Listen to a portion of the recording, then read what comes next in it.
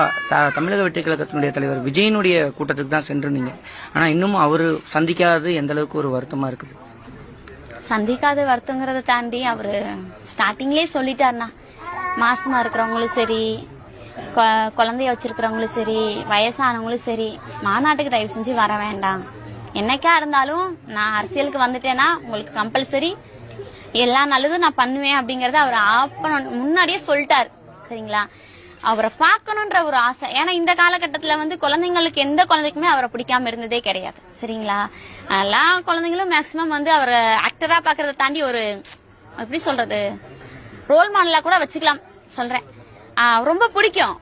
பல பேரண்ட்ஸ் குழந்தைங்களுக்காகவே கூட்டிட்டு போற மாதிரி கூட்டிட்டு போயிருந்திருப்பாங்க. அப்படிதான் நானும் கூட்டிட்டு போனேன். என் பையன் அவ்வளவு ஆசைப்பட்டான், பாக்கணும் வாமா, ஒரு தாட்டி வாமா, ஒரு டைமா வாமான்னு சொல்லி கூட்டிட்டு போனா.